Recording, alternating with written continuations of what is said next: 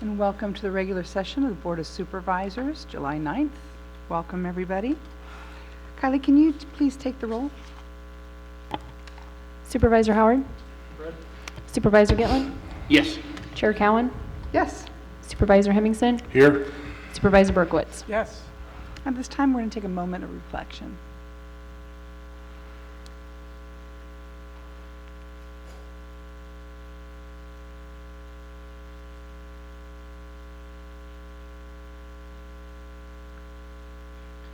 Supervisor Berkowitz, would you please lead us in the pledge? Pledge allegiance to the flag of the United States of America and to the republic for which it stands, one nation, under God, indivisible, with liberty and justice for all.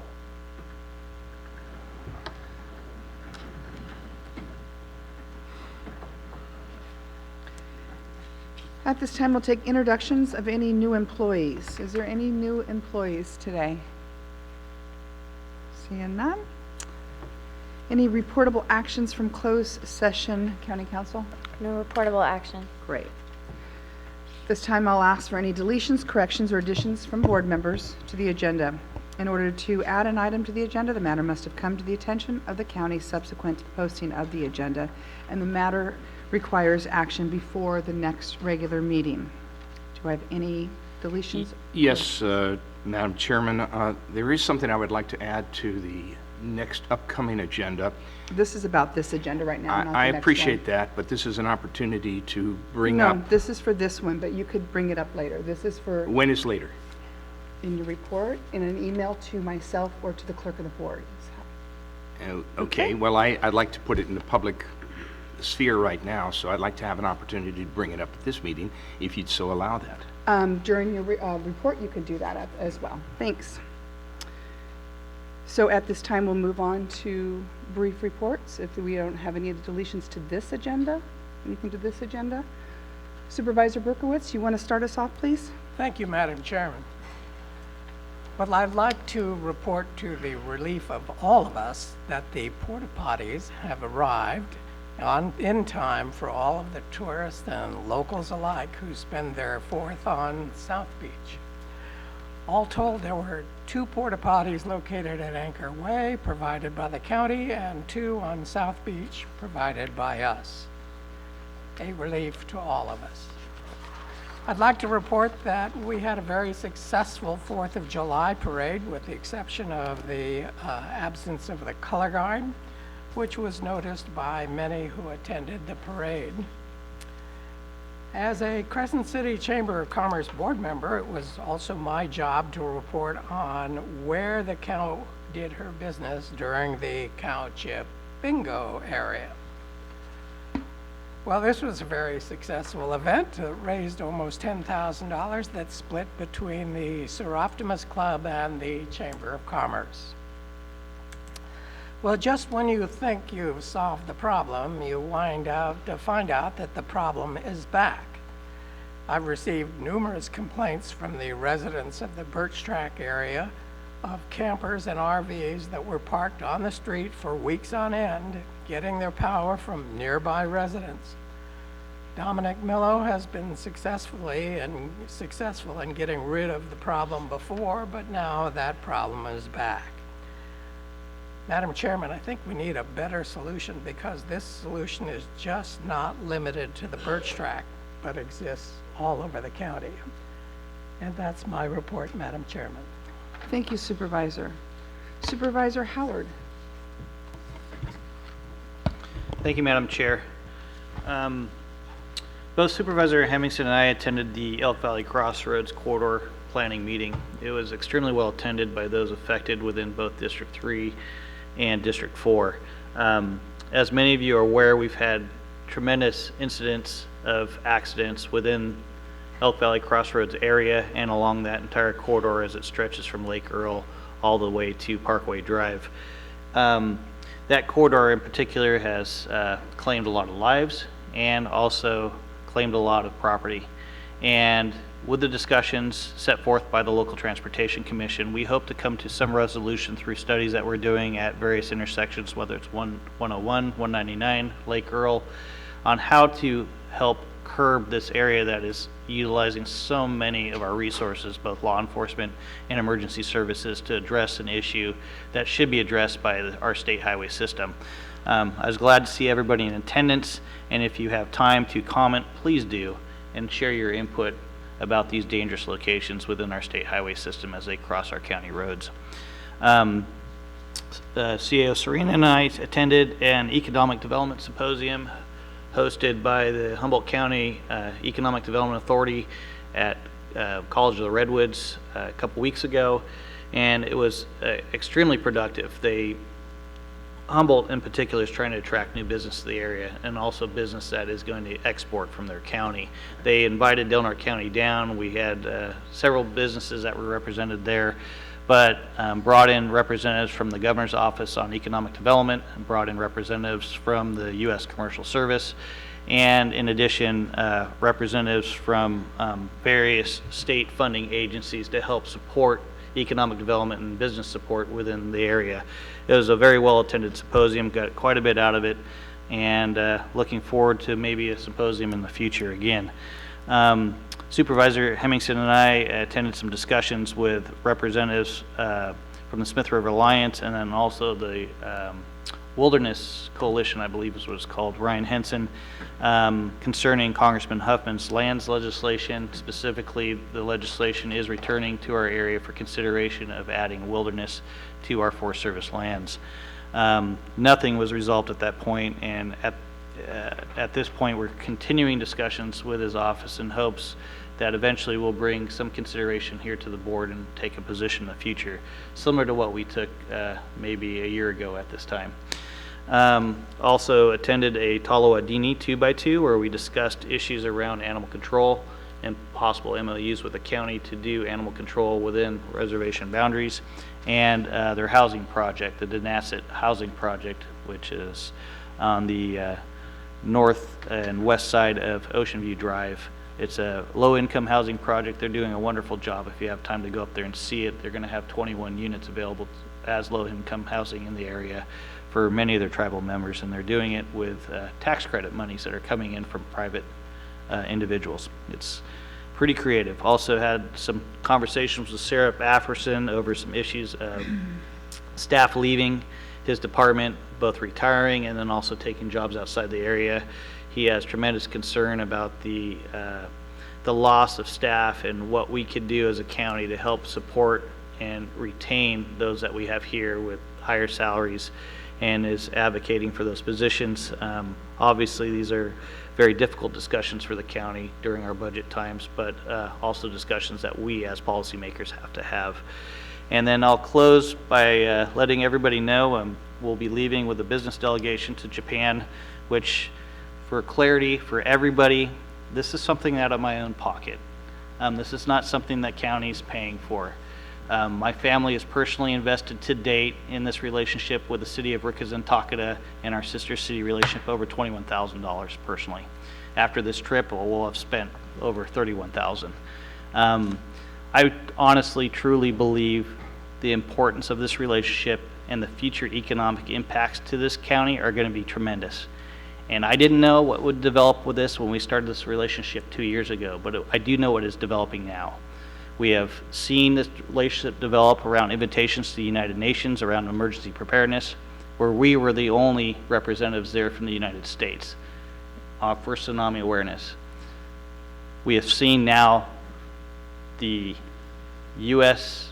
Olympics coming to our area to tell our story for 2020, where we'll be featured daily in a story between this relationship and Rickenson Takeda in front of 30 million viewers for a 2-week period.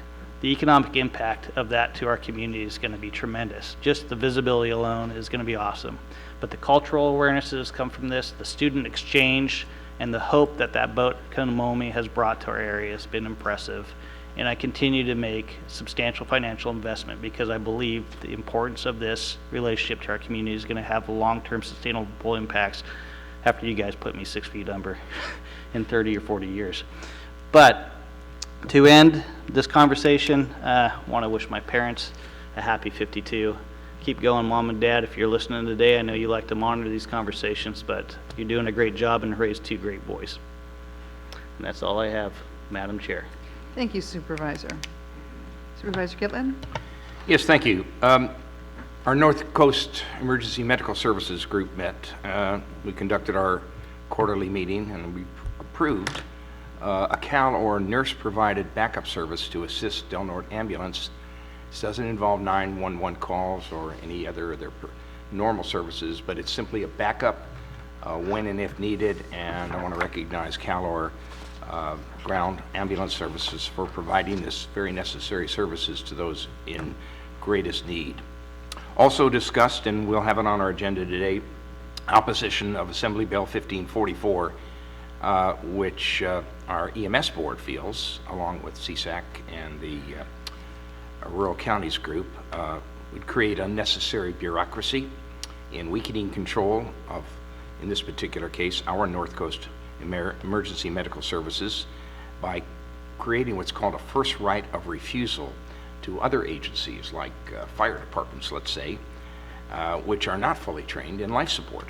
So if our board approves this agendized item today, it will join a likely group of opposition which will look to how we can best serve those in greatest need. I took a tour of the CHP headquarters on Summer Lane. It's quite an impressive building. I think other members of our board and other government agencies, selected guests, will be invited sometime in August, but I was kind of curious to know what this new building was all about, and it is very impressive, and wished Commander DP good luck, and he's got a whole lot of new tools in which to do a very necessary job at patrolling our highways. Our local transportation commission met, and we've already heard about some of the issues with some of our dangerous intersections and how they're being addressed. Participated in 4th of July parade activities, a lot of fun. Our Lions group conducted of which I participated, the deck party cleanup, and also I assisted the city staff on July 5th, the next day, in removing some of the spent fireworks and overflow of trash along Howe Drive and the barbecue pits. Very significant. We conducted a collaborative meeting which Sheriff Apperson was participating in, along with the District Attorney, Community Development Director Heidi Kunstall, and Senior Walmart Management on the ongoing improvement plan addressing recently implemented security measures at Walmart. Well, folks, I'm very pleased to tell you it is working, and our group will continue to assess the progress made in making Walmart a safer place and more secure place for all of us to shop. I met with constituents regarding the appeals court impact on the city and listened to and discussed possible alternatives to addressing those who have, since the Court of Appeals decision back in October, elected to live on public properties, highly iconic locations along Front Street, Park, Howe Drive, and Battery Point. And I would like to introduce for our next agenda or a subsequent standalone meeting a discussion and possible action on how and if we can defer the $96,000 payment to the Stimson Fund on behalf of the airport project as part of this action item, to discuss how to help the city fund an $18,000 to $25,000 capital expenditure for a period of 1 year at the Fred Endert Community Swimming Pool. And make no mistake, this is not just a city pool, it is a community pool, and a significant amount of the people who frequent that pool are county residents. So I think this is in our best interest to address this. Also, possible action to fund, and this is where we are looking to use some of this money, FEMA-type housing on public property to satisfy the Court of Appeals decision to provide an alternate site for those who claim to have no shelter and who are permitted to rest and sleep as per the edict from the court on public property.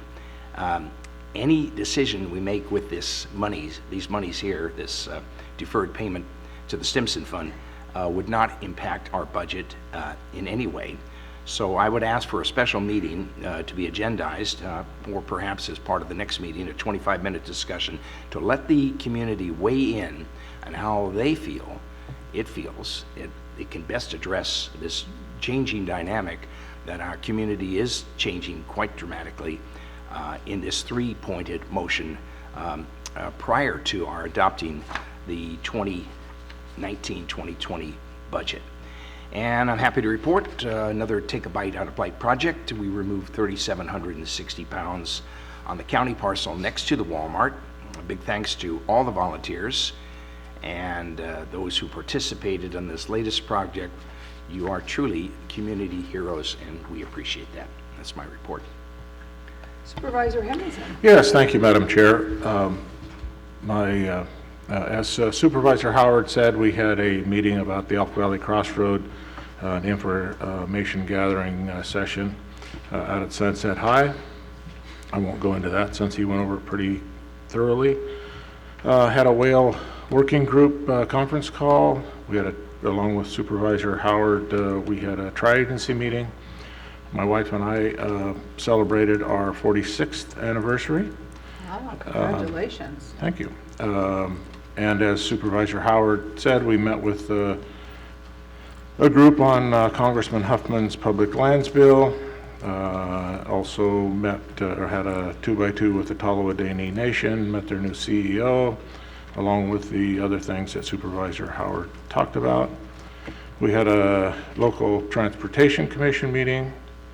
I attended the deck party, which is always a great event, as well as the 4th of July parade. Great to see the Wonder Bus out there again. You'll see more of it, so that's always good. And also, what a great evening for the fireworks.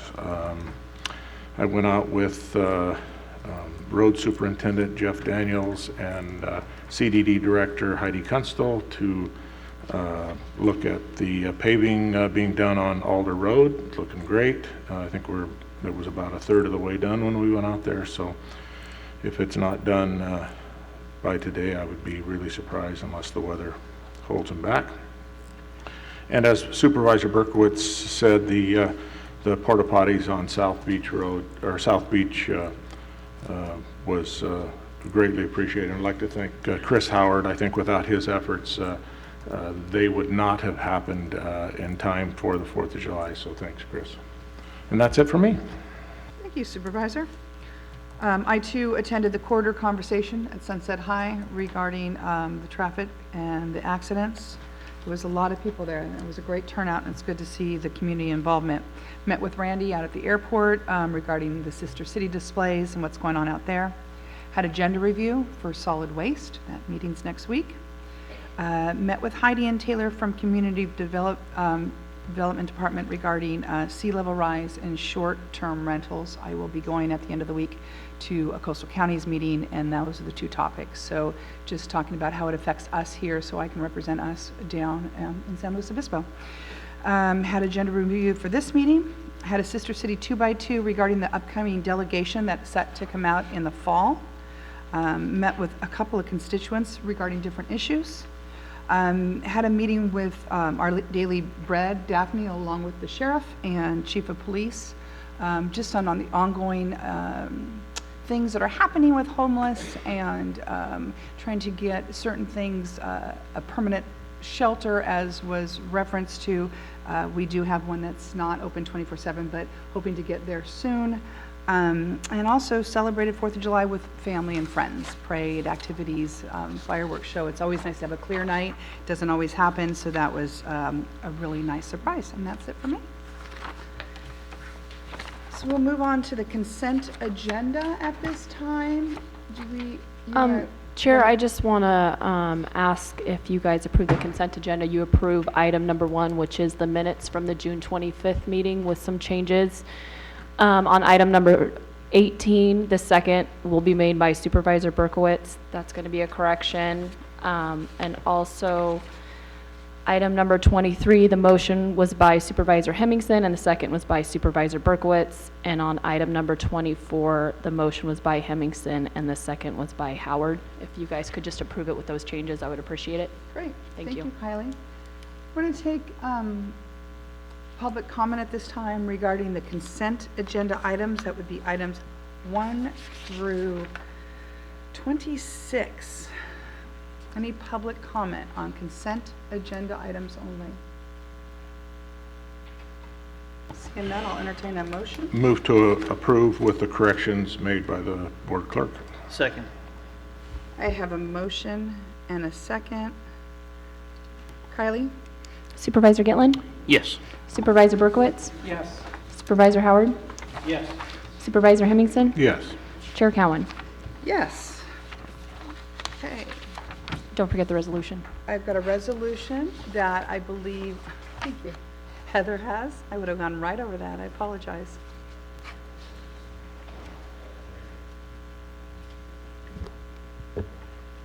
Good morning. It's my pleasure to share a resolution of the Board of Supervisors honoring Carol Kays, retiring mental health clinician who's here with us today.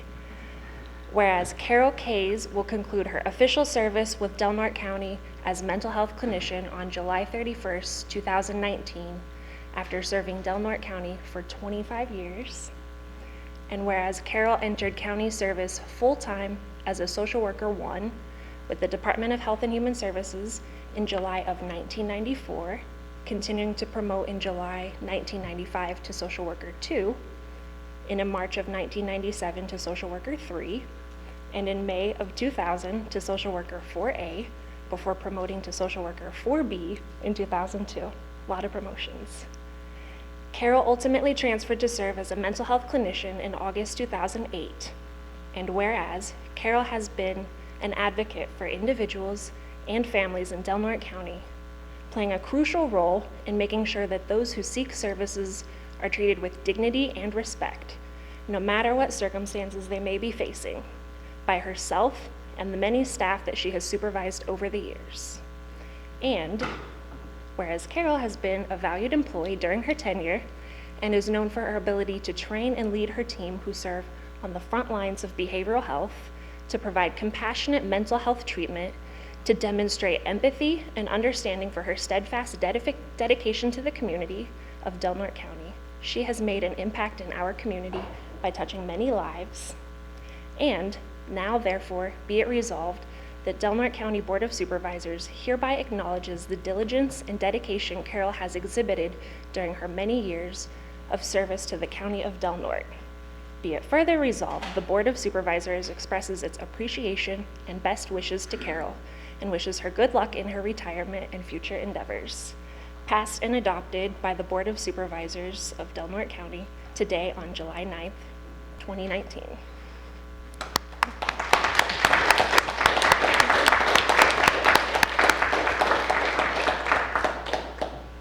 Thank you, Carol. Thank you. Thank you very much.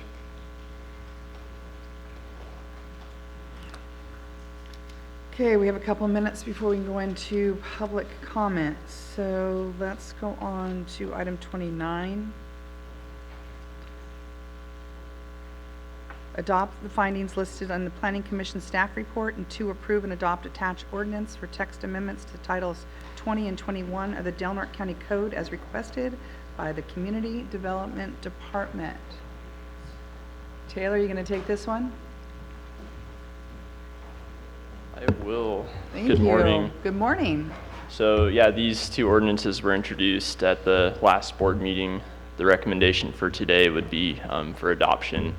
I went into some detail at the last meeting about the nature of these ordinances. These are simple text amendments to the timber preserve zone chapters of the county code, dealing with minimum lot sizes. So if there are any questions, the staff report is, I think, pretty detailed. Be happy to answer any questions, though.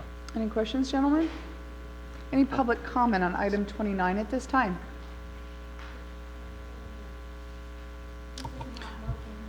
Seeing none, Move to approve, Madam Chair. I have a Second. motion to approve and a second. Kylie? I think you have a public comment Oh. there, but I did not purposely ignore her. I apologize. I'm not sure who you feel needs to, is there a public comment at this time? I think Ms. Cooper wanted to speak. She actually said she can't get her device to work. She didn't say she wanted to speak. Did you want to speak on item 29, Eileen? Okay, thank you. Okay, Kylie, we have a motion and a second. Could you please pull the vote? Supervisor Berkowitz? Yes. Supervisor Gitlin? Yes. Supervisor Hemmingson? Yes. Supervisor Howard? Yes. Chair Cowan? Yes, thank you. Okay, we're back to 10:25, and this is a scheduled comment period for members of the public may address the board on matters which are within the jurisdiction of the board. If you are addressing the board on a board regarding a matter listed on the agenda, you may be asked to hold your comments until the board takes up the matter. Please limit your comments to 3 minutes or less. Good morning. Morning, Madam Chair. My name's David Cooper, and actually, I'm here. I will try to keep my comments to 3 minutes. I am an attorney, and that makes it very difficult to keep it terse. I'd like to amplify Supervisor Gitlin's call for a separate meeting or an agenda item, but with significant time set for a number of parties to be heard, particularly concerning the establishment of a staging area or a rest area for the homeless in the county. Advantage of such a program would that it would facilitate the ability of the law enforcement agencies in the county to again enforce some of the rules concerning individuals that are disruptive in nature at several of our iconic locations, as well as in other potentially hazardous locations throughout the county. Such a location would be a safe space for temporary shelter. It would have an ability to store and secure personal effects. We have a proposal that I know you're aware of, that several other supervisors here are aware of. I don't believe Mr. Howard has received a copy of it, but I do know everyone else has, that would allow for triage of medical health, mental health, addiction, and social service needs, identification of other legal concerns, such as potential Department of Motor Vehicle or court fine aspects, would be fully coordinated with city and county agencies as well as other local charitable organizations, staffed predominantly by volunteers. There is a need for initial seeding and implementation, which would be likely looking for grant money or other monies that might be available through the county. Several local organizations have already committed financially to supporting the startup and possible continued function of the operation. It would be a stepping stone for those that are truly interested in getting off the streets. And again, it would provide the county and the city the ability to have a temporary rest area that would allow to keep the disruptive elements out of the public sphere. We need to identify a location in order to develop what capacity we have and how we can meet it, and that is where we can start to build a budget. Again, I have asked for a meeting in the past. I'm amplifying and endorsing Supervisor Gitlin's call for a meeting. I would prefer a separate meeting, but I'm more than willing to make the time to do so as part of an agenda item at this meeting. Thank you. Thank you. I'm going to respond real quick and let you know that everything you have talked about is being done. And it's unfortunate that Mr. Gitlin isn't kind of comprehending all that or understanding. But maybe you and I can give you a more detailed of what has already been done and what is in the works. Because pretty much everything that you have explained is what's happening and has been happening for quite some time. So I will reach out to you and give you more of an update on that. Madam Chairman, when you say things that are incorrect and it goes out into the sphere, there are a lot of things that are not being done. And we see, I'm not saying, excuse me, you're interrupting. Well, I am interrupting. Excuse me, you spoke and I did not interrupt you. Now, you do this continually.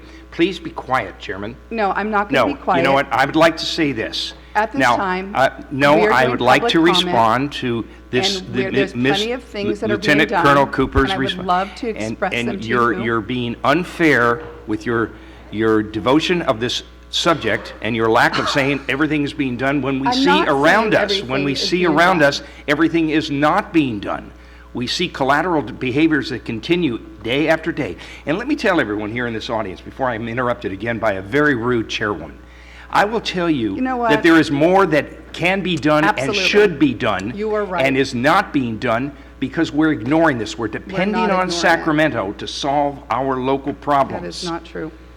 And we And I am we so can sorry we that can you do don't understand you know that. again It's just unfortunate that we can't have an honest discussion without getting personal on this thing. So there are things that we can do, including temporary FEMA-type housing, which satiates and satisfies the court requirement that we have alternative sites, so they're not lying around in the bushes creating messes. Thank you and they're very not- much for your time. No, you're not. We're I'm not very done done. yet, and I will We are continue. done.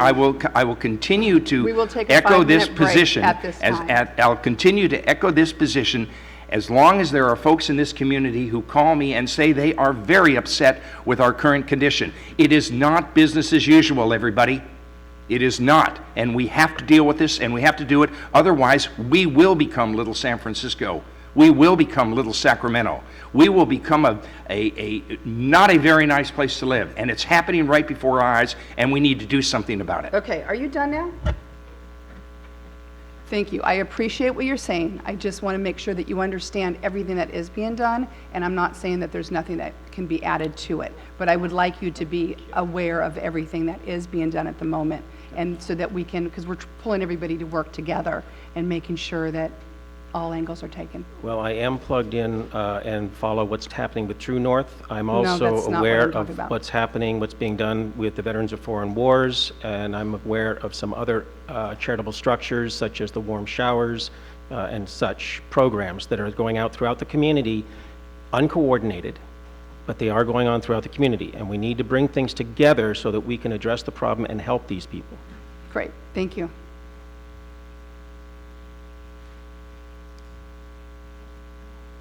Public comment? If you might, please take that. 4 years ago, I sat in a room with Health Services and David Finnegan, maybe more than 4 years ago. And at that meeting, it was suggested that we need a homeless staging area, and that and we need to put up little structures at the McCarthy Center. That was 4 years ago. And since that time, Mr. Gitlin and the community has been on so many homeless cleanups, and they just come back, and they're ruining our wetlands, and they're ruining our sensitive habitats in the coastal zone. I have made water quality aware of this. I have asked you what is happening, and not enough is happening. And it has taken way too long.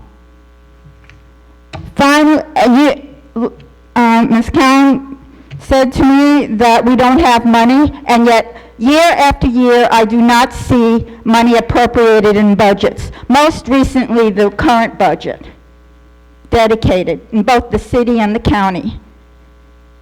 I will tell you that if you do not do something now, when this governor has now awarded, not just to the big cities, but to the counties, money for transient occupancy type areas. And if you don't get a hold of some of that money and do something quick, it's there. It's in the millions of dollars. Under today's agreement, the state 13 largest cities will receive the largest share of the funding at $275 million, but counties will receive $175 million, and regional agencies $190 million. If you don't show some significant action and get a hold of that money and do something at the McCarthy Center or another appropriate area, I will make sure it costs you something with regard to water quality violations and coastal violations. Thank you. Thank you.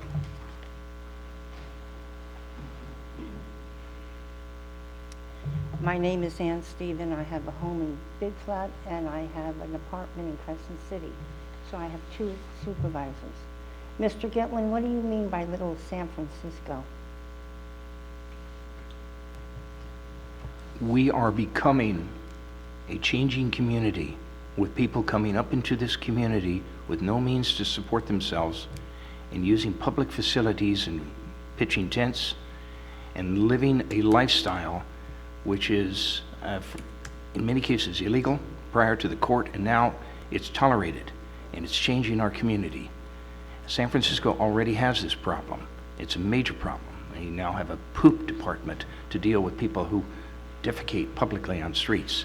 This is going to happen, if not already happening here in our community.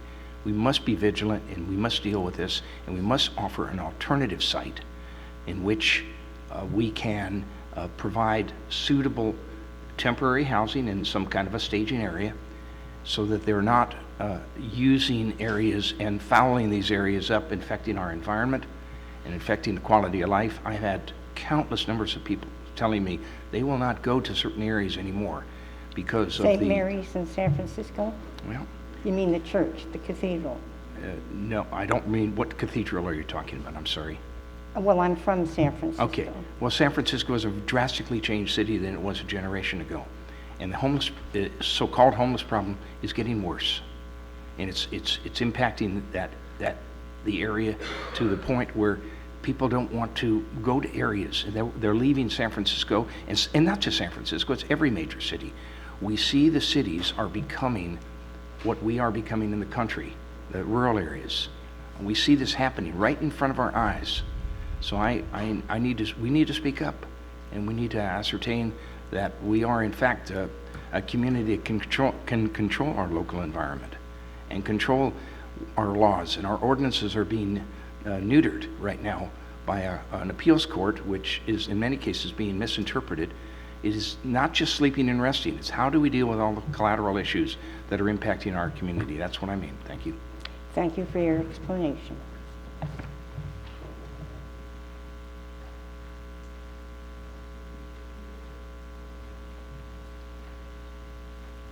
Hi, I'm Robert DeRigo of Del Norte County.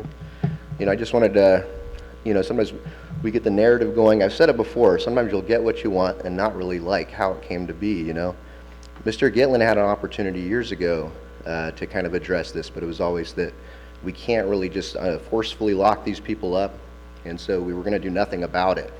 And it has gotten worse, and now they're at his doorstep, at the park. There's several homes there by the lighthouse, and Mr. Gitlin owns one of them. And so it's finally there in front of them, and I got a license to sell cannabis for, temporarily because Roger wanted to pull a stunt, last year. So sometimes you get what you want, but not like how it came to be. We do need to budget for a homeless shelter quite badly, to pretend like they're not homeless or not from here, is a mistake. I've known of a couple people that are siblings of people that lived here that have died under overpasses, and died in Rite Aid parking lots. So, to pretend that this is someone else's problem. We're an impoverished community, very impoverished community. We have to deal with this to some extent. This isn't people moving up here. This is very poor people that were raised very poorly and don't have any resources to do anything else, And we do need a staging area. We need a homeless shelter. We budget for a little bit for an animal shelter. I don't believe we're really budgeting for a human shelter at all right now. I could be wrong about that. Sometimes you take false, you come to false conclusions. But that's what the conclusion I came to is I think that the animal shelter gets about 150 grand a year, and we don't have any budget for a human shelter. But the guys jump ahead of this. I'd hate to see Supervisor Gitlin, take credit for something that he'd rather ship out of the community. We should budget for this and consider it our problem.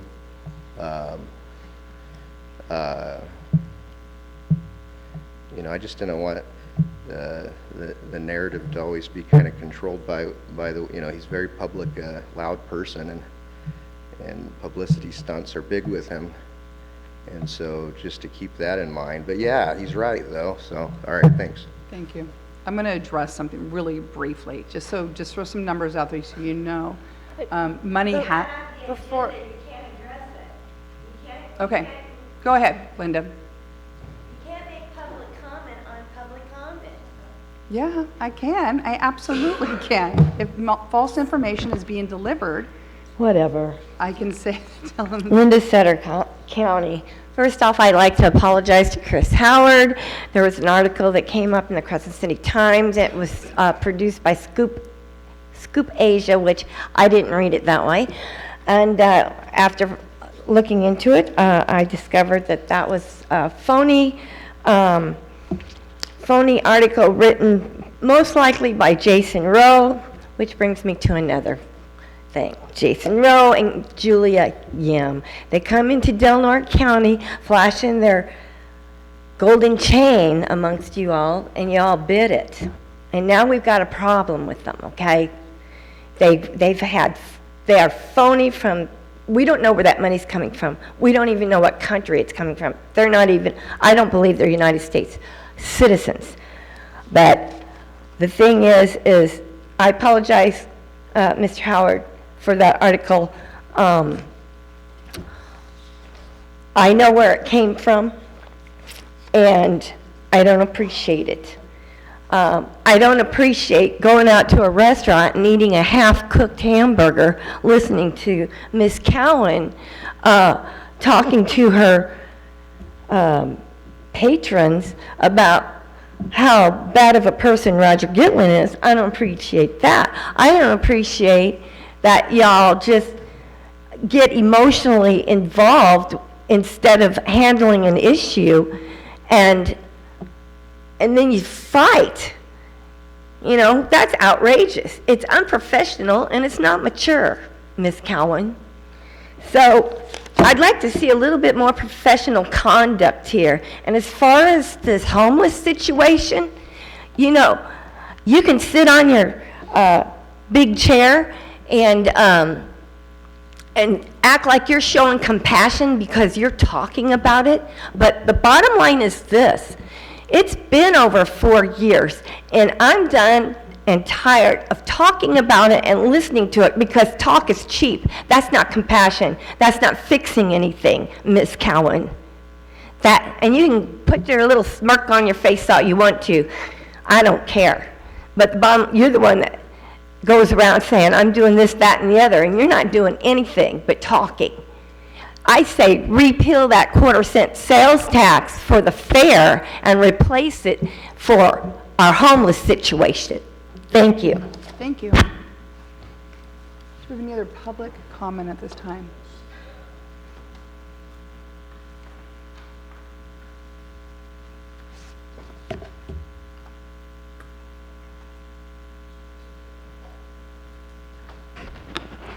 Good morning. Good morning.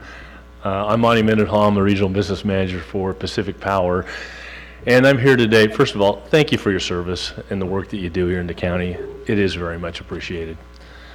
I'm also here to talk to you today about wildfire mitigation. It's top of mind with utilities. It's top of mind here in California. We've had some pretty severe fires over the last couple of years, which has prompted some legislation, Senate Bill 901. And then the CPUC came up with Resolution 8 behind that, which requires every investor-owned utility to put together and submit for approval a wildfire mitigation plan and a proactive de-energization plan. And this is primarily why I'm here today, is there's been some rumors around the community that the community could be de-energized, the entire county, and that is not the case. In California, we have areas that are designated by CAL FIRE as Tier 3 areas that have been adopted by the Commission, which requires that planning. Those areas are not in Del Norte County. They are located in Siskiyou County. They're primarily the I-5 corridor from Weed down towards the county line, actually around Costella, actually, and in a small area around Happy Camp. Those are the areas that we're actually doing the planning and the communication with around proactive de-energization. If you any information I gave you is just a little background as to how we got here, the very first page. The second page is the most critical thing to take a look at here. What this does is it actually just shows you the orange areas that I just described. Those are the Tier 3 areas identified by CAL FIRE for proactive de-energization. The purple areas, which Del Norte has quite a bit of this area here, those are areas where we have to do the wildfire mitigation piece. We accelerate our inspections on an annual basis, repairs that we have to do in the facilities, vegetation management clearances are increased in all the Tier 2 areas that you see. It does not include the coast, but it does include the inland areas of Del Norte County. Again, not proactive de-energization, just additional measures to make sure that we try to do what we can to minimize the effects of potentially of a wildfire, basically. So With that, I've got 52 seconds left. I'd be happy to answer any questions that you may have around this, and would be available to speak to any group that might need some additional information. Right, thank you. Supervisor? Yeah, Monty, thanks. This doesn't necessarily mean that you won't de-energize. It means that there will not be a proactive de-energization. So there are 3 indexes that we'll actually be looking at for proactive de-energization. One is a wind factor, one is called a Fosberg factor, which takes a look at relative humidity, moisture, and that type of thing, and the other is just general fire characteristics at that time. All 3 of those tests have to be met before we would notify 72 hours or 48 hours in advance that we would proactively, we're actually considering proactive de-energizations if the index continued to hold. Cool. Thank you. Appreciate all the information. All right, thank you. Thank you so much. Did you want to say something, Mr. Serena? One public comment's done. Okay, is there any other public comment at this time? So, Madam Chair, we had one other person that was going to be here. He's not here yet. Yep. It's our advocate, Greg Burns, and I would ask that you allow him to have a few minutes at the end of the meeting just to say hi to the board and give a little bit of an update. Oh, he is here. Do you want to do it now, or do you want to do it at a ledge? Let's do it under ledge if we could. Perfect. Thank you. I will hold that Oh, for County Greg. Council would like him to start now and then finish up maybe later. Good morning, Greg. Welcome. Perfect timing. Well, I was just out in the hallway listening, so I was here. But anyway, thank you for the opportunity to be here with you all today. I am your federal advocate back in Washington, D.C. Sorry you caught me on guard a little bit. There's a number of things that I wanted to talk to you about today, so I'm happy to either do it all now or do some of it later. You know, when I think back on the number of items that we kind of work on your behalf back in Washington with the federal government, you know, the list is pretty long. We could clearly talk about things for half an hour, 45 minutes. You know, when you're back in Washington, as you all have been over the years, or many of you, you know, you routinely will talk about one subject for half an hour in any given meeting. So it's hard to boil it all down into 5 minutes. But there are a couple items that I want to touch on, either again now or later, whichever you prefer. Last chance grade, secure rural schools, and payment in lieu of taxes.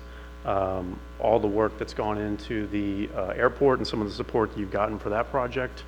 The Essential Air Service Program, which is tied into that, as well as a lot of the regulatory reform work that's going on in Washington right now. And then also give you a brief update on sort of the overall federal funding picture and how that might get resolved at the end of this year. So again, a number of things to brief you all on. I think I'm going to have the opportunity to meet with all of you individually as well, so we'll have more time to talk in depth about each one of these. But Chair, how would you like me to proceed? I would love to hear what's going on with a few of those items, but I think maybe pushing off to ledge might be a good time. Do I you am agree? at your service, not a problem. Good with that? I think you can continue his Okay. public comment. Let's get the rest of them out of the way, and then we'll come back. Thank you. Since they are legislative issues. Thank you. Welcome to Delaware County. Okay, any other public comment at this time? I'm seeing none. We have the Yurok Tribal Police update. There he is. How are you? I'm well. How are you? Great. Welcome. I hear you're going to give us a quick, just a brief update on what's going on and. Indeed. So thank you for the invitation to come down. I am more than happy to be able to come here, visit with you guys, and share a little bit about what our goal is as tribal police, introduce myself, and let the Board of Supervisors know the law enforcement body in Southern Del Norte. So, my name is Greg O'Rourke, and I am a Yurok tribal member. Back in 2000, when the tribe first started to conceptualize the tribal police department, they put out the job openings. I applied, and I was actually the very first recruit employed by the Yurok tribe to go through the academy. Attended the 88th Academy along with Sheriff Apperson. We were in the same academy class, and went to work for the tribe. At the time, the tribe just didn't really have the infrastructure in place to support a comprehensive law enforcement department. So I felt it was in the best interest for myself professionally to go ahead and leave the tribe for a time being so I can expand on my professional skills. Went to Hoopa Tribal Police, worked there for about 6 years, and then I moved on to the Humboldt County Sheriff's Office and worked there for about 12 years. The opportunity was right to come back to the tribe, and I put my application in, was hired as the chief of police.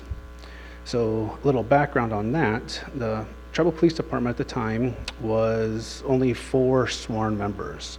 When myself and my lieutenant, when we were sworn in, we had 3 people quit. And so at that point, it ended up becoming pretty much a full rebuild.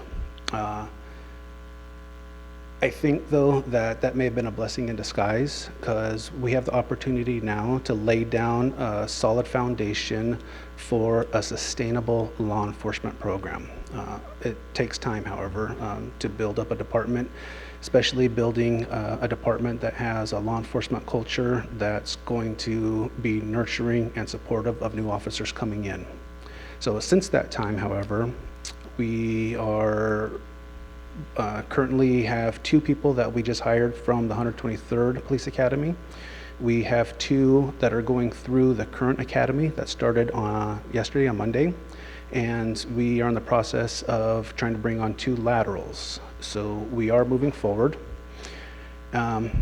What our goal is for tribal police is we're in a unique situation because our jurisdiction spans 2 counties, both Humboldt and Del Norte.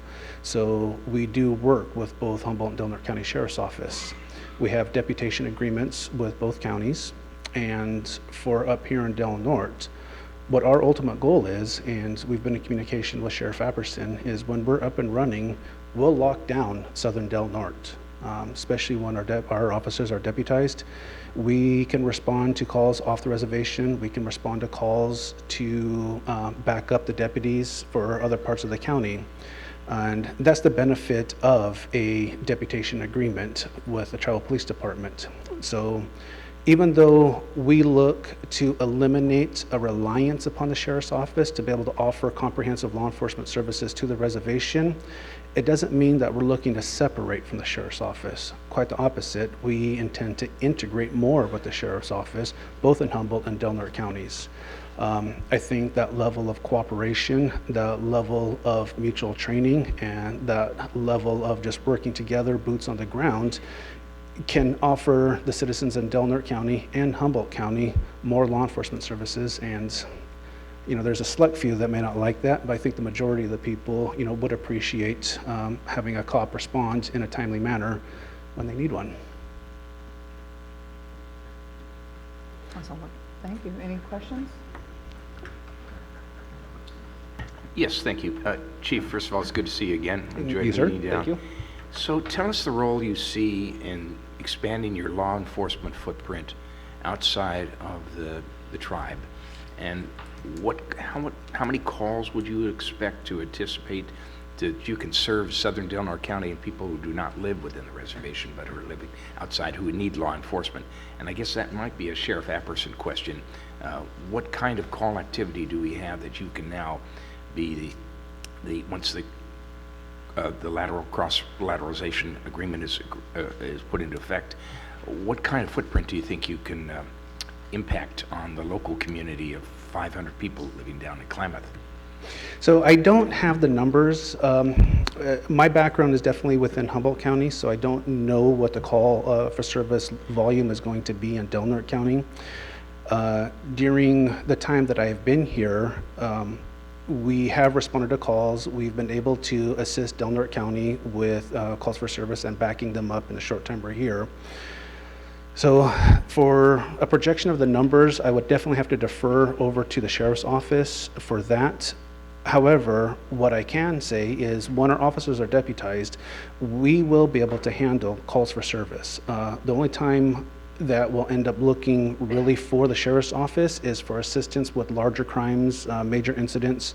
At this point, the Sheriff's Office still has the resources for evidence gathering, detectives. So on major crimes, we still have to work in collaboration. However, what our officers can do is we can have a quicker response to Southern Del Norte County. We can keep the peace for calls for service while we're waiting for Del Norte to respond. We can take initial statements, start initial interviews, identify witnesses. So that type of preliminary investigation to major crimes goes a long way to be able to actually help prevent further crime, and then also identify and get statements early on while it's still fresh in people's memories. In time, we hope to have our own criminal investigation division, and as I stated, if the goal is successful and we integrate further, our detectives will work hand in hand with Del Norte County's detectives as well as Humboldt detectives. And so, again, like I said, moving forward, that's the goal, is to fully integrate as opposed to separate. Supervisor Berkowitz? Thank you, Madam Chairman. Chief, I was very impressed with the facility that you had down there, and it looks like it's really accommodating for full force. I'm just wondering, when do you think you'll be up and running and fully staffed to be able to handle calls from everybody in Klamath, not just tribal members? So what our goal is by the year 2025, to be able to have a department of 20 sworn. For up here in Del Norte County, we on the patrol staff would have a sergeant and 5 officers. The patrol schedule that we have working will allow coverage, 18 hours of coverage, basically from around 06 to 03. We'd still have a lap of time where there'd be no coverage. But that time that we do have coverage, to maximize the schedule, we will be able to provide 2-man coverage. We also intend to have a natural resources division, which would comprise of our wardens. So we have slotted a warden sergeant and 2 wardens. Their primary duties would be the natural resource protection of the tribe, but they would also have the collateral duties of search and rescue and technical water rescue. Oftentimes, and just even in my experience, when something occurs, some sort of accident or search and rescue or water rescue occurs on the Klamath, oftentimes tribal members, the fire department, fisheries, has their boat in the waters first. It has nothing against the timely response for Del Norte, it's just we're geographically closer. So with our anticipation of having the wardens to cover that, we can have help on the water. So it wouldn't be until about 2025. My tribal council has approved our org chart for 2025, and they've agreed to work with us to secure the increase in our base funding to be able to accommodate that schedule. Supervisor? Yeah, I don't really have a question, just a comment. I really appreciate the update. This is great since the cross-deputization program started. It's nice to see the partnership and the relationship blossoming, and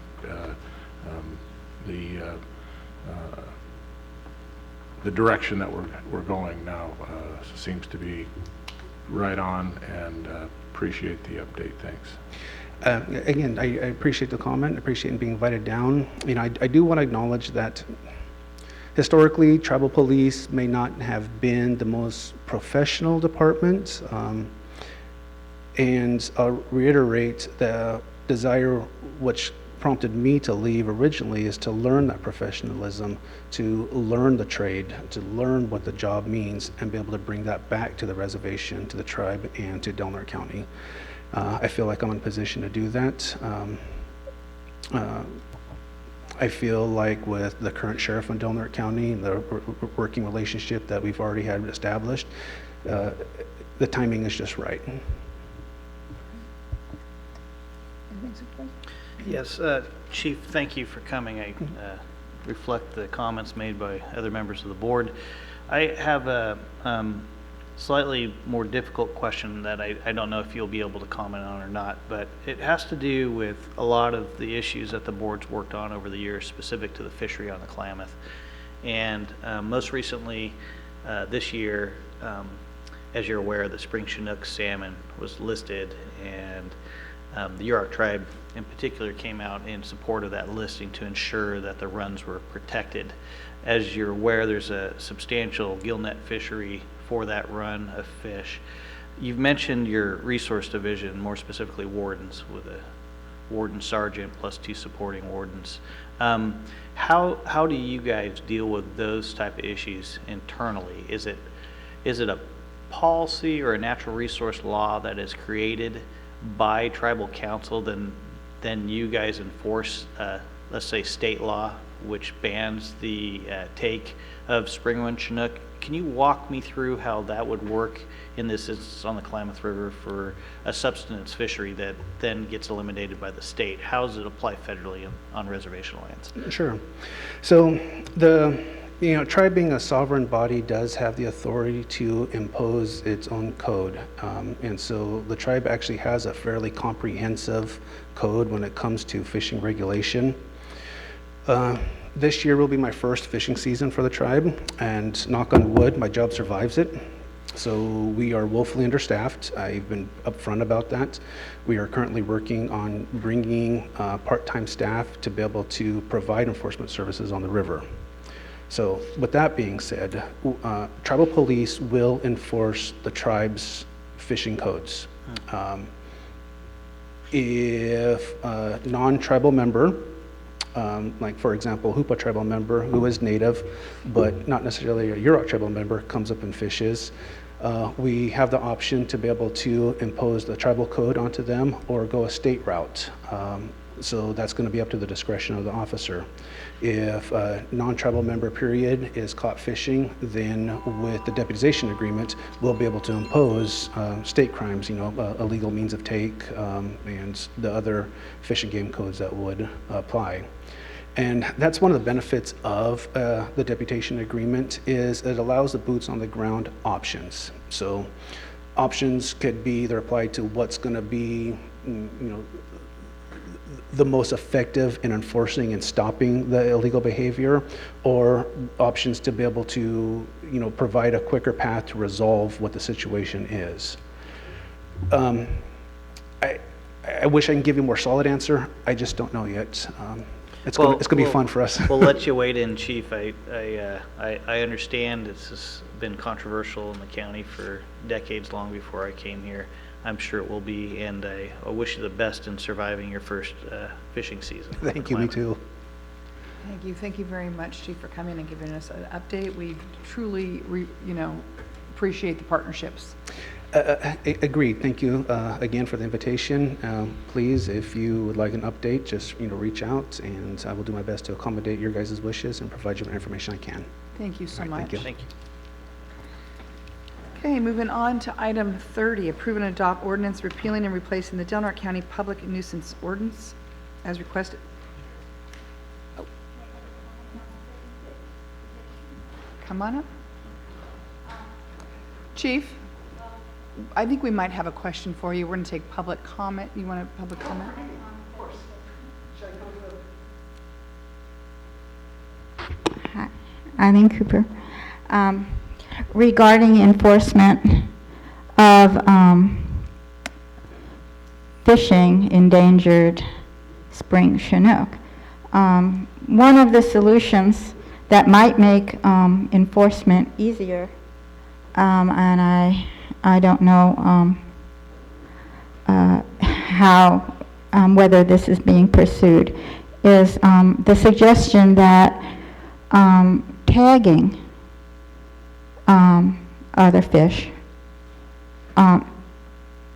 tagging all the other fish that can confuse the issue so that we know whether we have a spring Chinook, and that we can, it can be released if we are catching a lot of them, a lot of the spring Chinook inadvertently, we will know that, and that our policies should change. And as an afterthought to enforcement and hopefully bettering the spring Chinook spate on this planet, it seems that we have unwisely compromised by allowing ocean fishing in the area where Chinook come in, these spring Chinook come in. So let's not kid ourselves that, if we're going to really be effective in enforcing this, you can't just let everybody catch them while they're still in the ocean right in front of the river. That's not sincere effort. Alrighty, thank you. Thank you. Thank you, Chief.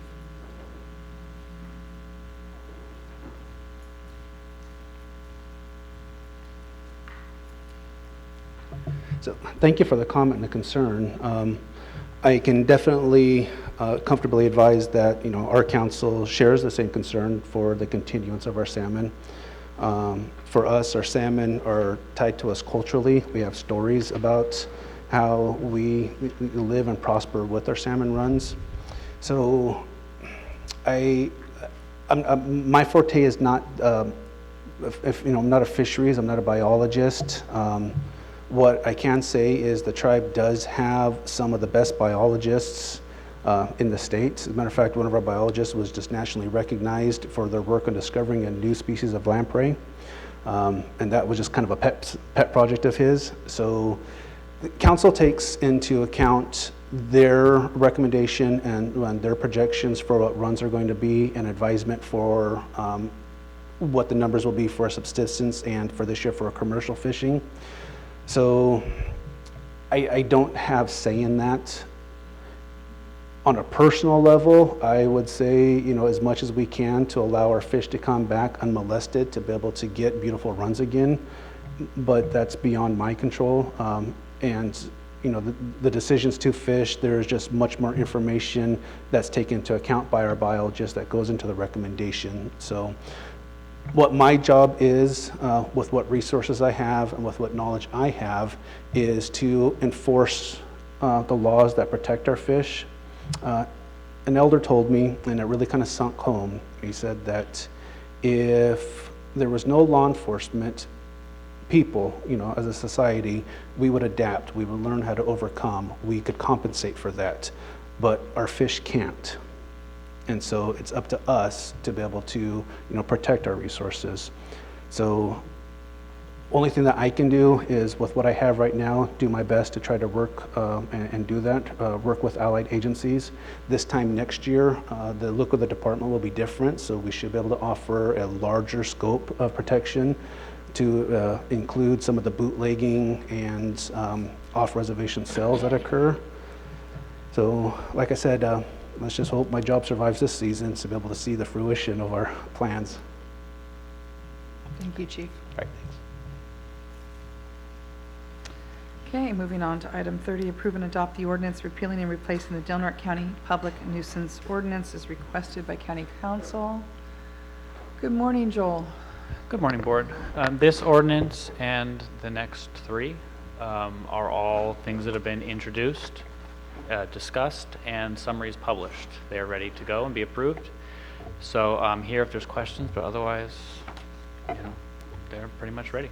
Gentlemen, any questions on items 30, 31, or 32? Are we taking these as individuals? They should be taken as individuals. I'm just letting you know I'm here for on number any of them. 30, I'll offer the motion of replacing the Del Norte County Public Nuisance Ordinance as requested by the County Council's Office and the Community Development Department. Do I have a second? Second. Great. Any public comment on item number 30?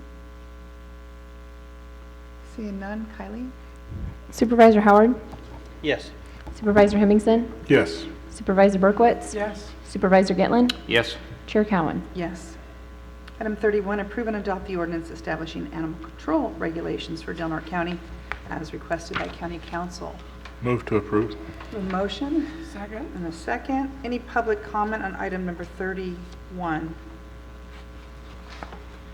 Seeing none. Kylie? Supervisor Gitlin? Yes. Supervisor Howard? Yes. Supervisor Berkowitz? Yes. Supervisor Hemmingson? Yes. Chair Cowan? Yes. That brings us to item 32, approve and adopt the ordinance repealing and replacing the Del Norte County Administration Citation Ordinance as requested by County Council, Animal Control Code Enforcement. Any public comment on item 32? Move to approve and adopt. Second. A motion and a second, and I see no public comment at this time. So Kylie? Supervisor Howard? Yes. Supervisor Gitlin? Yes. Supervisor Berkowitz? Yes. Supervisor Hemmingson? Yes. Chair Cowan? Yes. Item 33, approve and adopt the ordinance of the Del Norte County Board of Supervisors amending ordinance number 2019-055 and establishing the 2019 master fee ordinance for the County of Del Norte in accordance with Government Code Section 54985 ET6 as requested by the CAO. Jay? So this one was introduced at the last meeting. We had discussion over the number of departments that had some minor changes and some additions to the fee schedule, and this would be the official adoption of that ordinance. Okay. Move to approve and adopt. Second. A motion and a second on item number 33. Is there any public comment? Seeing none, Kylie, can you pull the vote, please? Supervisor Berkowitz? Yes. Supervisor Gitlin? Yes. Supervisor Howard? Yes. Supervisor Hemmingson? Yes. Chair Cowan? Yes. Item 34, introduced by title only, an ordinance setting compensations of member of the Del Norte County Board of Supervisors. 2, waive further reading. 3, set a hearing to adopt the ordinance. And 4, designate county council to prepare a summary of the ordinance for publication as requested by county council and the county CAO. So this ordinance was actually introduced at the last meeting, but the numbers with the ordinance were not correct, so we're going to go ahead and introduce it again. As stated last time, the California Constitution requires that a board compensation be set to via ordinance. And in reviewing all of the ordinance that we have seen that this wasn't done since 2007, so we are recommending that this be done.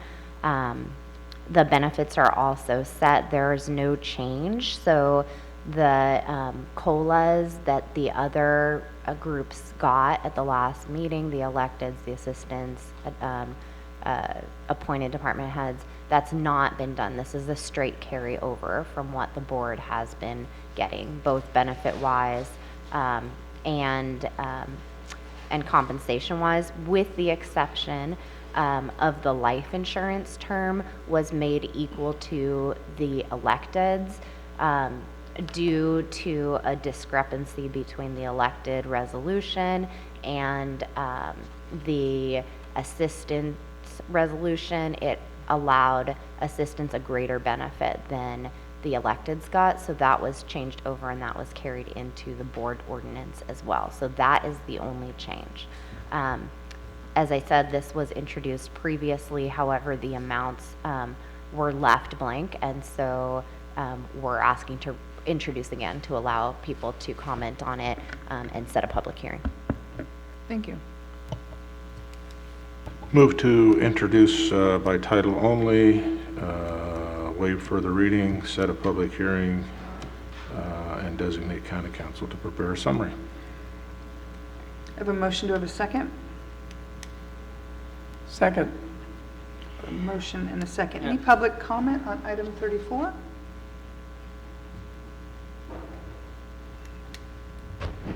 So, is this ordinance to set what you guys will be receiving for compensation for the year? Correct. Okay, and so how much was that? Whatever it was. You want to pull it up, Jay? So for the first term, you're going to see differences because of terms. They change by term. Mm-hmm. Right. And with a change in ordinance, which means a public hearing, a public meeting, just like what's going on here. This is just establishing what's there now. The first term is $1,462.60. The second term is $1,608.86. These are biweekly compensations. Third is 1769.75. Fourth is 1946.72. Fifth is 2044.06, and the sixth term is 2146.26. And there are also term limits, so this will change for supervisors that come on in the future. What was the last one? 21 something. 2146.26. These are all online in the ordinance. Okay. Thank you. Thank you. Any other public comment? Anything from the board? Yeah, I'd like to ask Liz, I'd like you to clarify this so the public is clear. Let's suppose our board decides to give itself a raise, which is possible, anything's possible. Would this be in the form of a referendum, or would this go on to some kind of a voting onto a future ballot issue to approve a raise for the Board of Supervisors compensations, which Mr. Serena just referred to? Or would this just be a simple bureaucratic decision we make, and then effective the next term, the raises would go in effect? So the Constitution, Article 11(1)(b), allows the board to set compensation of its members subject to referendum. So the board has to do it through an ordinance, as is being done now. It has to have an introduction and a public hearing. Then that amount is set subject to referendum, which means that it can be brought back by the public to go into a vote. Okay, it can be brought back, so it's not an automatic process. It is not automatic. Okay. It would have to be initiated. Okay. And yeah, and that's by Constitution. And that was changed. I don't know what year it was changed, but it was quite a while ago. Previously, it was that the state set that, and then it was changed to this to allow the boards to do that for the county. We had some folks brought to our attention that the Humboldt Board of Supervisors gave itself a 5% raise, and this is, I guess it's going back about a year. And they all claimed they didn't want it, but then it was voted upon and they received it. One supervisor said he's giving it back. I would like the public involved in any kind of approval which this board would decide to give itself a raise, certainly in concern with our lack of resources in the general fund. So does that provide there, other than it has to be initiated at separate action with signatures, et cetera? Did someone have to go out and get signatures to say we want to put this on a ballot? Is that the current protocol now after 2007? So it's not after 2007. Like I said, I'm not sure what date that constitutional provision was set, but according to the Constitution, the board sets the compensation, and that's done by public hearing. So through an ordinance process, and it's subject to referendum. So whether you could do it another way, our office would have to look into, but since it's set in the Constitution, that's what our office believes needs to be done. That's why we're requesting this to be done via an ordinance. So what we're voting on is the pathway to create that. No. And, well, I think what I just heard is if we vote in setting compensation of its members, we can establish it, and then it would be possibly subject to referendum by the voters. It will be absolutely subject to referendum by the voters. Okay, so any ordinance setting the compensation, whether it's a raise or not a raise, this one is the status quo since it hasn't been updated since 2007. This is what the board has been receiving now, and to allow the board to continue to receive those amounts, it needs to be via an ordinance. And so anytime that there's compensation change via an ordinance, it's subject to referendum via the Constitution. Thank you. I understand. You made it clear. Thank you. Supervisor Howard? Yeah, and as we discussed at the last board meeting when this discussion originally arose, I suggested and the board approved by consensus to have direct staff to go out and look at salaries, not only around our area, but in other areas. Obviously, for whatever reason in the past, the previous boards have been reluctant to address this issue of salary in Delaware County, especially with the amount of time we're all putting into this job now. It's become a full-time job, as we're all aware. We do it presumably on a part-time basis under our current salary structure, but you tend to get folks not wanting to run for the position. You're either retired or you're independently wealthy, and it precludes a lot of people that might be younger, might have a full-time job, and their job doesn't allow them to run for position, but it could potentially preclude a lot of people from having a living wage job and running for this position if they want to advocate for the county based on whatever reason they wanted to advocate. And my personal opinion is I'd like to widen that berth, and I think the best way to attract new folks to this position as a board member that aren't like me personally or somebody else on this board that can afford to do it is to offer potentially a higher benefit package that allows them to run for this position. And I don't mind saying it out there. That's my current thinking.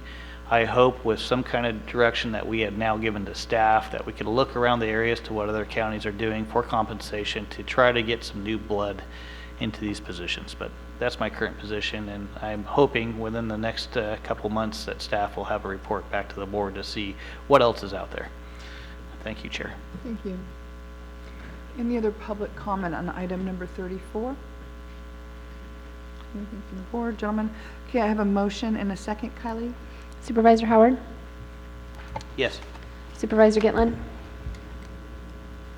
Yes. Supervisor Berkowitz? Yes. Supervisor Hemmingson? Yes. Chair Cowan? Yes. Moving on to budget transfers. We have approve and adopt budget transfer 06-24, 06-27, and 06-28. Any public comment on items 35, 36, or 37? Move to approve the three budget transfers 0624, 0627, and 0628. I'd second that motion. I have a motion and a second. I don't see any public comment at this time. Kylie? Supervisor Berkowitz? Yes. Supervisor Gitlin? Yes. Supervisor Howard? Yes. Supervisor Hemmingson? Yes. Chair Cowan? Yes. Okay, moving on to legislative and budget issues. I'm going to ask at this time if Mr. Burns would come back up. He's our advocate from Thorn Run, and go over some legislative issues. Thanks very much. Good morning Good to see again. you all again. Greg Burns with Thorn Run Partners, working on your behalf in Washington, D.C.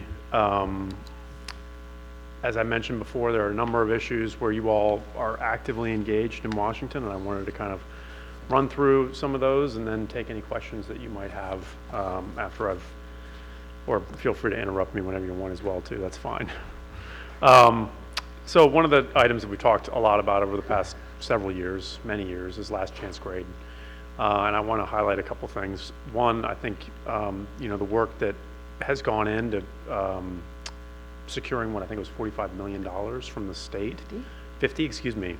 50 in total, because that's the first 5 million plus the later 45. Kudos on that. Congratulations. I think, we all want this project to go along faster. I think even all of your federal delegation does as well. They recognize the challenge that you all are facing and the importance of moving this project forward. But at the same time, there is, a process for better or worse. Hopefully that process with this new influx of cash can really move along aggressively, and I know you'll continue to see strong support from your delegation. And that's actually what I want to highlight with respect to this project. Congressman Huffman has obviously been at the table ever since he's been elected. I think he's been a strong leader on this project and helped pull others along and keep their focus on the project. I want to highlight Senator Feinstein's efforts as well. I think ultimately she will be critical to the work that we do on behalf of this project. I think she's been very helpful thus far. Obviously, she's got the whole state to worry about, but she and her staff are aware of this project and the importance of it. So I do want to highlight that. We were lucky earlier this year to have Congressman DeFazio in our office for some coffee, and I mentioned to him Delaware County, and he completely interrupted me and just said, yeah, I know that about Delaware County. You know, we've been working hard on last chance grade, and he also went on and talked about the airport. So, you know, before I even got a chance to mention it, I think it just shows that the current chair of the House Transportation and Infrastructure Committee, you know, this is on the top of his mind. All I had to say was Delaware County, and he knew exactly what it was that I was going to bring up. Congressman Huffman and DeFazio and others within the House, and you know, with the support of the board, have been working to create some new opportunities for funding for this project, given the fact that we know it's going to be extremely expensive and that it's going to be difficult to get the kind of money that we need through the regular channels. So we really, you know, in the absence of earmarks, we need to be creative, and we need to create some new opportunities. One of the things that we've been trying to do is focus more attention on instead of repairing things after they are damaged or break, you spend a little bit of money, a little bit less money, hopefully, to actually fix them, you know, before we have a major failure. So we started to see that approach become law in other kinds of disaster mitigation efforts. Congress has passed legislation to take some of the money that they otherwise give to FEMA for response after storms and things like that, wildfires, whatever it may be, set aside some of it to spend on actually future pre-disaster mitigation efforts. And so that's what we're trying to work on with respect to some of the highway funds as well, is take some of those monies and don't just do all this emergency response stuff, but actually use some of that money in a proactive manner to fix things before they break. And I think that we have a perfect project example. And Huffman is on board. We've talked with his office about it extensively. They included it in a letter earlier this year to their leaders of the committee when, you know, developing the transportation bill. We've talked about it with DeFazio's top staff people. They're very much aware of it. I think everybody is supportive of the concept. We've seen it now be used in other places. And I think it's more and more likely that we could see that kind of positive development occur with respect to transportation funding as well. So that's, I think, some good news. It's obviously a longer term play that we're trying to, again, create new opportunities for funding. But I think it all plays into the picture of just driving as much attention as we possibly can towards the needs of last chance grade, so that we hopefully get it fixed before we have a major failure. Assuming there are no questions on that, I'll move on to secure rural schools and payment in lieu of taxes. The first one that I'll tackle there is payment in lieu of taxes. Actually, we've had pretty regular and robust funding for that program over the past several years. It's frankly, in this environment, a little bit easier to fund for some reasons that I can get into detail on. So frankly, I think you should expect your PILT payments to continue in the near term without any major interruption. I think that's really all that needs to be said. Folks are very aware of it in Washington. They're very much in tune, and it's part of the regular appropriations process. And to the extent that that does move forward, and frankly, even if it doesn't move forward, you'll still get funding for PILT. Secure rural schools, unfortunately, is a different scenario. It's not funded via the appropriations process, so in order to provide money, Congress has to basically find other money to pay for the expenditure that they would then make on secure rural schools. So we've seen, I think, some positive developments lately. You all wrote a letter in support of some recent legislation that Senator Wyden and other senators from Idaho have pushed forward, as well as others, that would provide basically an endowment for the SRS program and sort of take it away from the need to Band-Aid fix this program every couple of years. The challenge there is that it's a $7 billion price tag, at least estimated to be, which, you know, granted, in the grand scheme of things in DC is not a lot of money. $7 billion is like pocket change almost, which sounds insane, I understand. But in a lot of ways it is.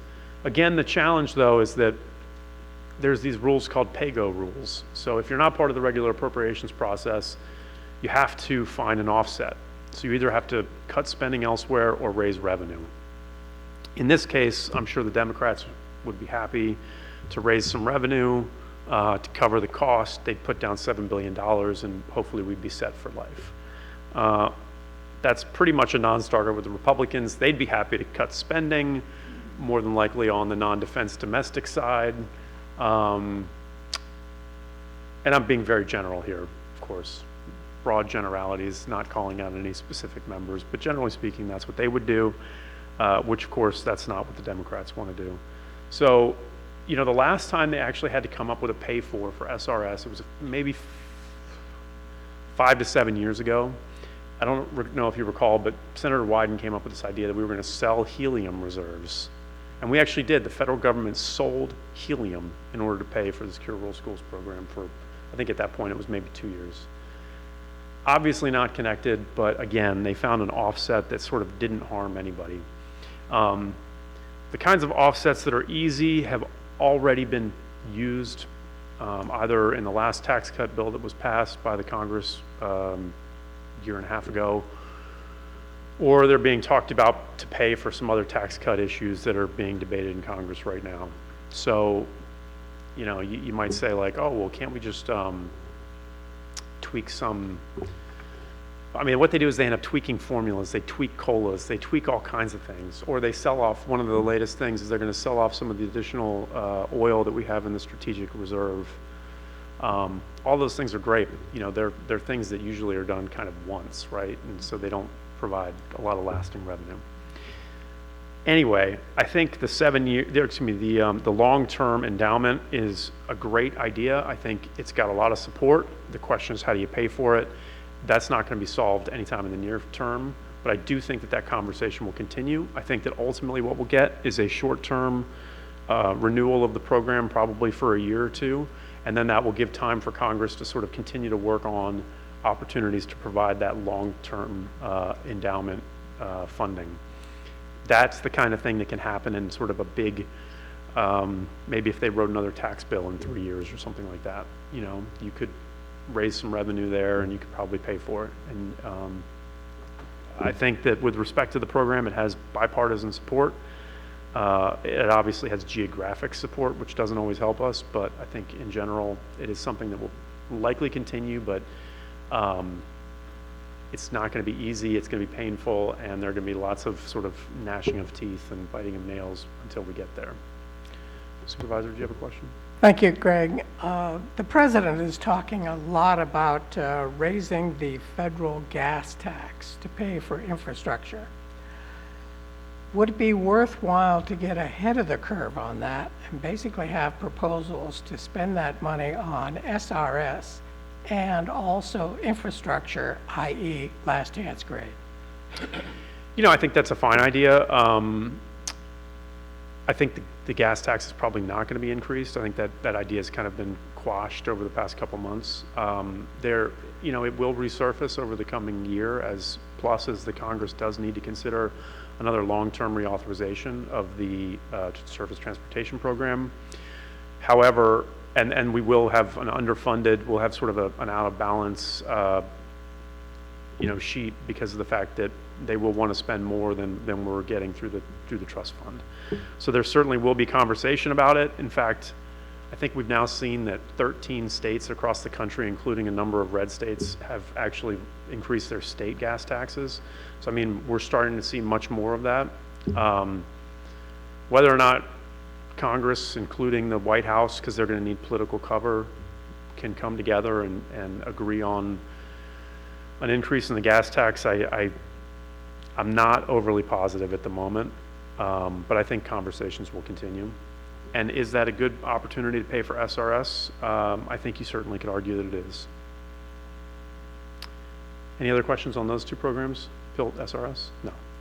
Terminal project. I bring this up because, as I mentioned, Congressman DeFazio was in our office, and not only did he talk about last chance grade, but he brought up specifically the changing of the cost share that was offered to communities like yours to make the terminal project and other AIP projects that you all benefit from more financially advantageous for you.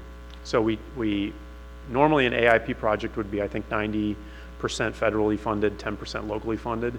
But in this case, this project benefited from a cost share that was actually 95% federally funded and I believe only 5% locally funded. So that was, again, another thing that he worked on and he raised, and I want to just mention that to you all, the fact that he remembers it.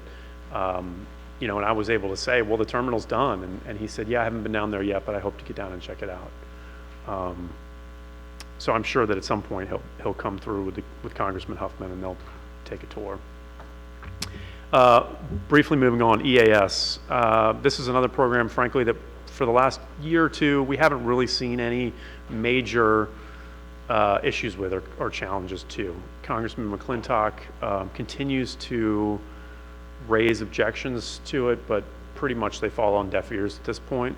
So that's thankfully a program that we're not really fighting on at the moment. But I think you all remember Supervisor Hemmingson many years ago. You were back in DC when we used to, you know, we were really fighting for these issues because the EAS program was being shrunk. It was, people were talking about trying to do away with it.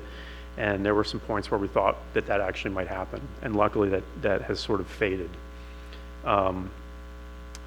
Next thing I want to mention is regulatory reform. You know, this White House and this administration have been very focused on it. They really have been very aggressive at trying to sort of dial back a lot of the regulations in ways that are, I think, often beneficial. And one aspect of that is some of the regulations that they're trying to pull back with respect to forest management at the moment. So particularly trying to streamline environmental reviews with respect to management of forests. So right now, those are just sort of open for public comment. We don't really know how that will fall, but I would imagine that this administration will continue to be aggressive with respect to regulatory reform, not only on these issues, but also on a whole host of things. And, you know, it'll just be a matter of time before we know sort of how beneficial or how helpful these regulation reforms, you know, may be. I want to make one note about overall regulatory reform. We're seeing as Congress does less and less legislating, that the administration, you know, is doing more and more through the regulatory process. We saw that in the last administration. We saw it in the George W. Bush administration. And what we're seeing now is just sort of ping-ponging back and forth, you know, between one administration and another. So, for instance, the Trump administration came in and was sort of trying to undo much of what the Obama administration had tried to do, but that was no different than the Obama administration trying to undo kind of what the George W. Bush administration had done previously. So, regulatory reform, I think in general is good. What would be better is if we had Congress be a bit more functional and actually write laws. Because then what you have, after you do these regulatory reforms, you see this, I mean, everything ends up in the courts. And it's just a mess as to, you know, who's deciding what and where things are and who can do what. To the extent that anyone cares, it would be really great if Congress would do more of their job and leave it up less to the administration every year. Because again, eventually we'll have a Democratic president again, and that administration will more than likely try to undo much of what this administration has tried to do. But having said that, they may make some progress in areas that you care about. Last but not least, I want to mention appropriations. This is the annual effort that Congress undergoes to fund the government for a fiscal year. It's an important process for you all because you all do benefit from a number of programs, many of the social service programs. You know, they're very important, and if without adequate funding, you know, the community will suffer and constituents will suffer. So far, we have one body of Congress that has proceeded very aggressively with respect to the appropriations process. That's the House. The new Democratic majority is marking up appropriations bills at very high levels of proposed funding. Overall, really any social service program that you can imagine is getting a boost in these bills. So if they were to win the day in terms of how these things would progress, more than likely you'd have additional funding for many of the things that your community cares about. And again, I'm speaking in broad generalities here, but it really is true. The Senate, on the other hand, has really not done anything with respect to the appropriations process. They've said, well, we don't have a deal on how much we want to spend with the White House and therefore, or the House, and therefore we're not going to take any action at all thus far. And we're going to spend our time primarily in the Senate. They're doing a lot of nominations, judicial nominations, which are lifetime appointments, also trying to nominate people as they can to administration positions still. So they're moving those things along. So all of this will ultimately end up in another conversation about a potential shutdown. which I don't think is good for anybody, but it's where we will end up pretty soon. The other issue driving this conversation is the so-called debt ceiling and whether or not we will breach it. So again, I'm just telling you this because these are things that you'll hear about, and they will have an impact here locally. So people will be forced to hopefully negotiate because of the looming debt ceiling issue, and hopefully that will lead then to them resolving the appropriations process, funding the government, and we'll have a functioning federal government for all the wonderful things that we get from it. So anyway, that's my report. I'm happy to answer any questions. I'm sure I didn't touch on everything. I know we'd work on a lot of other items, but I did want to highlight some of those things for you. Thanks very much for the opportunity to be here with you. Appreciate it. Greg, any questions, Supervisor? Yeah, thank you, Greg. I know you've been a heck of an advocate throughout your years helping us in Washington, D.C., most recently with Supervisor Cowan and I last year. You do an excellent job for Delaware County with limited resources that we provide you, so we thank you for all those efforts. During our trip last year in October, we did have discussions with Transportation Department specific to an issue that Supervisor Hemmingson continues to bring up, which is the fuel tax that is essentially charged for aviation fuel. And it continues to be an issue when the money is collected and stops at the state level. We did have that discussion with the Transportation Commission. Can you give us some insight on how best we could continue to advocate for the federal side of this equation to put pressure on the state of California to return those dollars to the counties that do collect them? Yeah, so there's actually been some recent developments on that issue, and I apologize for not having brought that up during my comments. And we've talked about it, the county administrator and I, being we, have talked about it briefly, but not gotten into a lot of detail on it.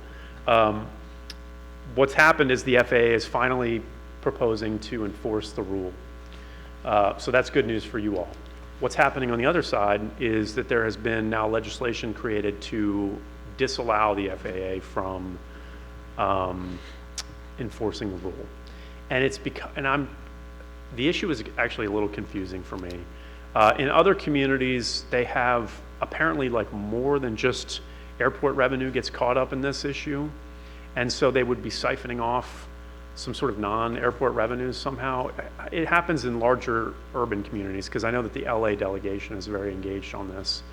And if I could look at my notes, I would be able to find more out about this. So maybe this is something we can talk more about later. Yeah, absolutely. But I do want to say there that the FAA is looking to enforce this, and that there are members of nationwide who are not happy about it. And in fact, the California delegation, not necessarily Congressman Huffman, but other members of the California congressional delegation have been fairly outspoken to try to stop the FAA because they're concerned more about the spillover impacts. There are some that, again, are a bit confusing.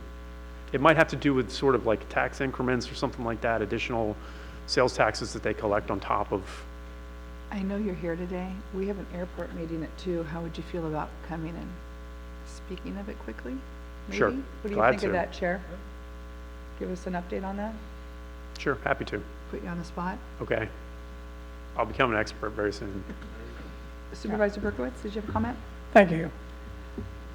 About a year ago, the president issued an executive order streamlining the regulations for NEPA. How will those affect what we do on last chance grid? You know, I don't remember that. I think I know what you're speaking of, and I don't recall that it was going to, that I felt like it was going to be all that meaningful. That's another thing that I would have to look at my notes to see how I portrayed it. I believe that I sent some information on that with respect to last chance grade in particular, and I don't know how to refresh my memory as to how I described it. But my initial recollection is that I don't believe that that was going to be all that meaningful in the long run.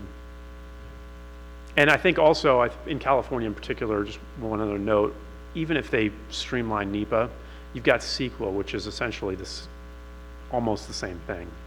So I know that I've had other folks in California say, well, it doesn't really matter what they do with NEPA because, you know, we still have CEQA.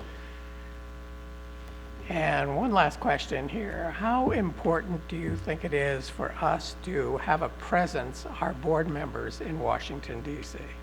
I think it's important. I think that there's a number of things you have to, on an annual basis, to talk about. I think that the trip last October that Supervisor Howard and Cowan came to Washington on, I think that was timed with a visit to the White House, if I recall. Where actually Trump, that was the only one that he actually participated in personally. And his whole cabinet. But I do think it's beneficial, aside from the things that they experienced at the White House. I mean, I feel like that it's important to be in front of people. It's important to remind people that you're there and that that you care. And you know, certainly I and my colleagues are there on a daily basis in order to make sure that everybody remembers all the issues that we care about. But at the same time, I think it sends an additional message of importance to be there personally. Greg, I just want to say, keep up the great work. I so appreciate your efforts. I know we're going to meet after the meeting so I can discuss some other issues that you haven't outlined here and hear my input, and so I'll look forward to that. Thank you, sir. Thank you. Supervisor Hemmingson. Yes, thanks, Greg, for everything you do and your accessibility. As Supervisor Howard said, you're a great advocate, and we appreciate everything you do. Thanks. And I mean, thanks for everything you do. And yeah, I think the meeting and the time we spent in October was very productive, from the airport to transportation to so many issues. So I appreciate all the work you do for us. Thank you. It's And good to I would see you just in add, town. I do think the fall is a good time. You know, obviously that's all we sort of have left, but you know, I think planning for September, October is good if you all can make the time. Thank you. Thank you. Thank you so much. Okay, moving on to item 38, approve the inclusion of a security alert system as a fixed assets purchase in the amount of $10,000 within the roads fund budget. Hi, Heidi. Good morning. Good morning. This may be very similar to a request that you heard several meetings ago. We were unable to obtain a second quote for the security alarm system prior to the end of the last budget unit. Therefore, we have to request that the fixed asset be added as an emergency item request for the 1920 fiscal year. So I am before you today asking that we add a $10,000 fixed asset line item to the Roads Division budget unit in order to purchase an alarm system to help protect our equipment. Right. Move to approve, Madam Chair. Second. A motion and a second. Any public comment on item 38? Seeing none. Kylie? Could you guys clarify the second, please? I have Howard and Hemmingson. Okay, thank you. Supervisor Gitlin? Yes. Supervisor Berkowitz? Yes. Supervisor Hemmingson? Yes. Supervisor Howard? Yes. Chair Cowan? Yes. Moving on to item and our final item, 39, approve and authorize the chair to sign and send a letter opposing AB 1544 that requires the local emergency medical services to establish community paramedicine or triage to alternate destination programs. You want to talk about this? Yes, Supervisor Gitlin, thank you. Yes, I requested this item, and what this does is it works against our local EMS in its agenda to develop and implement a local program which ultimately provides a higher quality of service. This is kind of a one-size-fits-all, so what they're asking, what this bill will provide, 1544, was it'll just offer the service of backup emergency care to any agency, such as the fire department, which who may or may not be qualified. So it's just not a good fit. Our CSAC group and our RCRC is oppose this. I hope our board also will do that, and I'll make that motion to oppose AB 1544. Yeah, I'd like to make a comment on that. I think RCRC has opposed unless amended. So I think there are some good points in this particular bill, even though there are some bad points. As was pointed out, it takes away some local control, but I would think that we would want to oppose unless amended. I'd agree with those comments. CSAC has taken an opposed position, as Supervisor Giblin alluded to, but it would be good for the county to take a position at this time. So I'm not sure where you're going. Do you want to oppose, you want this with amendments or you as written? Well, I think we made the letter of opposition. I'm reading off the letter of opposition. There's no indication subject to amendment on here. I was going on the basis of what our letter said, which perfectly, I think we'd have to designate what those amendments are, which would lengthen the letter. I don't think it's necessary, other than to tell Assemblymember Pan and Gibson that we oppose this bill in its current form. If they elect to change it, then perhaps that will come back to us and we can take it. But right now, I think the letter should go out as it's indicated right here. Are you okay with that, Supervisor Hemmingson? Yeah, I think it's fine. I just think that CSAC, I think, has opposed unless amended, and RCRC has opposed unless amended. And for us just to oppose, I think sometimes is not the best thing to say. But yeah, I'm certainly not happy the way it's written right now. I think from paying attention to where the CSAC has gone with this, I think strictly an opposed position would work for us, unless amended. I don't think any amendments at this point in time, especially in Senator Pan's committees, it's going to walk forward. So I say just a opposed position would be more than adequate. Okay, so I've got a motion by Supervisor Gitlin with an original second by Supervisor Hemmingson. You go with that? No? I wasn't I mean, you were just making a comment. So do I have a second on? I'll second that. Okay, so I have a first and a second on sending the letter as is. Is there any public comment on item 39?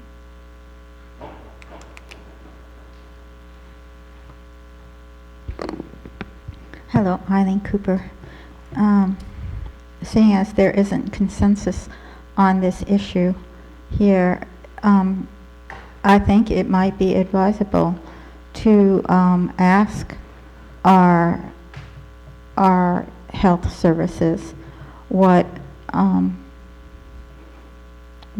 amendments might make it better, and suggestions. I don't see anyone here informing us locally about what could make it better for us.